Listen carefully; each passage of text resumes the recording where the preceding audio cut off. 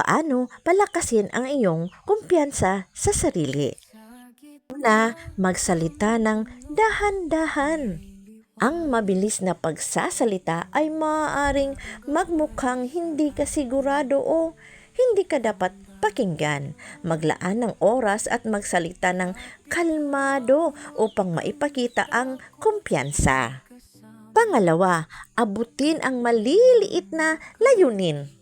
Simulan ng araw sa pagtapos ng maliliit na gawain tulad ng pag-aayos ng kama. Ang mga simpleng tagumpay na ito ay nagbibigay ng pakiramdam ng tagumpay at nagpapalakas ng loob para harapin ang mas malalaking hamon.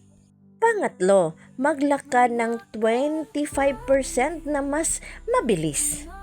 Ang wika ng katawan ay refleksyon ng isipan. Maglakad ng may layunin, balikat na tuwid at ulo na nakataas para agad mapataas ang kumpiyansa sa sarili. Apat, magbihis ng maayos. Bagamat parang klise, ang maayos na pananamit ay malaking tulong sa pagpapataas ng kumpiyansa. Panglima, palakasin ang sarili sa pamamagitan ng kaalaman. Makapangyarihang kasangkapan ang kaalaman sa pagbuo ng kumpiyansa. Patuloy na mag-aral at palawakin ang iyong pangunawa. 6. Umupo sa harapan. Ang mga taong may kumpiyansa ay madalas umupo sa unahan, sa mga pulong o pagtitipon, pumwesto sa harap at mapapansin mo ang positibong epekto nito sa iyong kumpiyansa.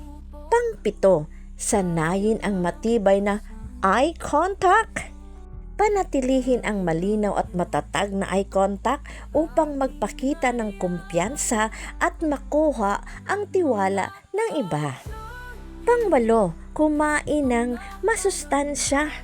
Ang pagkain ng masusustansyang pagkain tulad ng karne, itlog, prutas, gulay at fermented na produktong gatas ay sumusuporta sa kalusugan ng metabolismo at sa pangkalahatang kagalingan.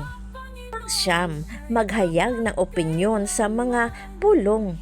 Maging aktibo sa mga pulong sa pamamagitan ng pagbibigay ng mungkahi o pagtatanong. Ikaw ang maunang magsimula at huwag matakot magkamali. Pang-10, pahusayin ang iyong boses. Pagtuunan ng pansin kung paano ka magsalita.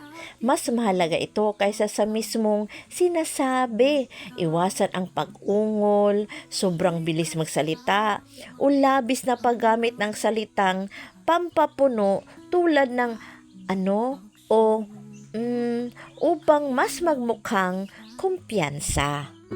Dahil lang mga ka-journey, mga palangga, to God be all the glory. Bye! Mga ka-journey.